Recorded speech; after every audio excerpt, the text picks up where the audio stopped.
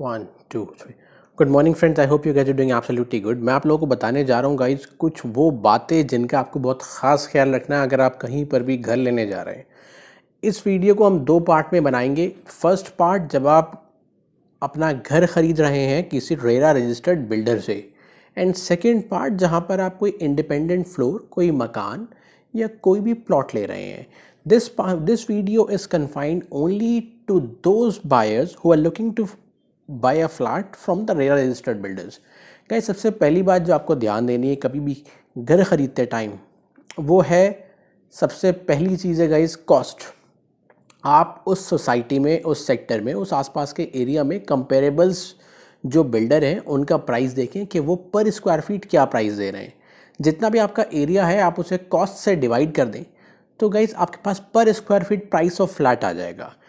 इसके लिए आपको ये भी ध्यान रखना है कि आपके फ्लैट का कारपेट एरिया कितना है और सुपर एरिया कितना है, बिकॉज ये दो तीन टर्म्स डिफरेंट हैं। होम बायर्स यूजुअली कंफ्यूज हो जाते हैं और समझ नहीं पाते, और जो बिल्डर्स हैं they usually sell the flat on the basis of super area of the flat. Super area आपके पूरा का पूरा काम का नहीं होता। जब आप घर लेंगे गाइस आपको उसका कारपेट एरिया देखना है। आप कारपेट एरिया की पर स्क्वायर फीट कॉस्ट देखिए कितनी आ रही है और उसे दूसरे बिल्डर के साथ कंपेयर कीजिए।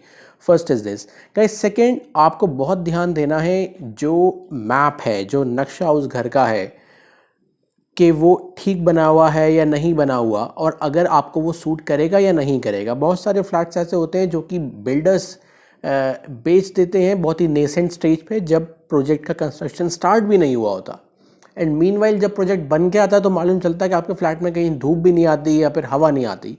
तो इसलिए बहुत इंपॉर्टेंट है कि आप उस फ्लैट का जो नक्शा है वो देखें कि कौन से डायरेक्शन में क्या चीज़ लाया करेगी, and it is always better to seek advice from a designated architect who can advice you better in this regard. Guys cost हो गया और आपका मैप हो गया। थर्ड थिंग आप गाइस देखेंगे बिल्डर का कॉन्डक्ट क्या है। जो पुराने बिल्डर के प्रोजेक्ट्स हैं, क्या बिल्डर ने वो प्रोजेक्ट्स टाइमली डिलीवर किए हैं, क्या उनमें जो लोग रह रहे हैं क्या वो उस बिल्डर से खुश हैं। Please try to get some experience of the past home buyers of that builder. Fourth, guys, I would say that please read your draft lease very thoroughly and properly. आप draft lease का जो format है वो builders लेके अपने घर लेके जा सकते हैं, and please spend considerable time reading that, because usually क्या देखा गया है बिल्डर्स यूनिलैटरल एग्रीमेंट बनाते हैं, वन साइडेड एग्रीमेंट बनाते हैं, और हम जैसे लोग कभी जब फ्लैट खरीदने के लिए जाते हैं we don't try to read that agreement. हमें एग्रीमेंट रीड नहीं करते। अब हम एग्रीमेंट रीड कब करते हैं, जब हमारा कुछ इशू आ जाता है बिल्डर के साथ, जब हमें कोर्ट जाना होता है। तो गैस कोर्ट में जाकर कोर्ट कहता है कि यार you have already signed on these agreements, how can you step back from your original position. So guys it's very important कि आपका जो एग्रीमेंट है, जो बिल्डर ने आपके साथ एग्रीमेंट किया, आप पहले उसको घर लेके जाएं, उसे बहुत ज़्यादा पढ़ें। अगर आप पूरा एग्रीमेंट नहीं पढ़ सकते, अगर आपके पूरा एग्रीमेंट समझ में नहीं आता, तो गाइज ये इंपॉर्टेंट है कि उसका जो डिस्प्यूट रेजोल्यूशन क्लॉज है, आप लिख लीजिए इस चीज़ को, the dispute resolution clause under the agreement, what does it से। दो डिस्प्यूट रेजोल्यूशन होता है, अगर आपका कुछ भी झगड़ा बिल्डर के साथ हो गया या कोई भी इशू अराइज होता है तो उसका रेजोल्यूशन सॉल्यूशन कैसे करेंगे। Builders usually try to go for arbitration. Guys arbitration में एक जो बहुत ही इंपॉर्टेंट चीज़ आपको देखनी है, अगर डिस्प्यूट रेजोल्यूशन में आर्बिट्रेशन लिखा है तो यू विल हैव टू सी कि आर्बिट्रेटर की जो फीस है उसका बर्डन किसके ऊपर फॉल कर रहा है। यूजुअली क्या होता है कि बिल्डर्स लिखते हैं that the fees of the arbitrator shall be borne by both the parties. अगर ऐसा है तो आप तैयार रहिए कि आप आर्बिट्रेटर की जो भी फीस आएगी, अगर आपका 1 करोड़ का फ्लैट है तो आर्बिट्रेशन एक्ट के हिसाब से आर्बिट्रेटर की फीस अराउंड 5 लाख के करीब आएगी। तो बी रेडी कि आपको 2.5 लाख रुपए जो आपका बर्डन ऑफ कॉस्ट है वो आपको बियर करना होगा।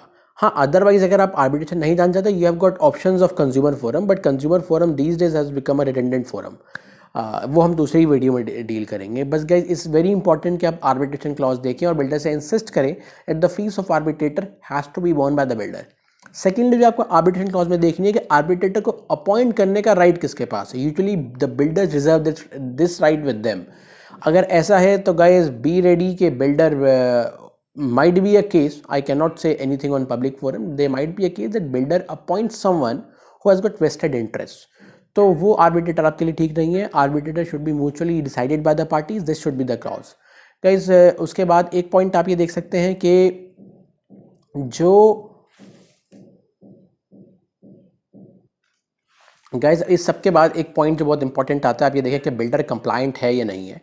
बिल्डर ने अभी जो प्रोजेक्ट जिसमें आप इन्वेस्ट करने के लिए जा रहे हैं, whether the builder has got appropriate approvals और not, because there might be a case कल कोई भी पार्टी कोर्ट जाए और बिल्डर के खिलाफ कोई इंजंक्शन ले आए कि बिल्डर कंस्ट्रक्शन नहीं कर सकता, इन दैट केस आपका पैसा फंस जाएगा। तो गैस ये कुछ 4-5 पॉइंट बहुत ज़्यादा इंपॉर्टेंट हैं अगर आप घर खरीदने जा रहे हैं, घर खरीदने का प्लान कर रहे हैं, तो make sure you make a list of all these points and address them one by one. Thank you.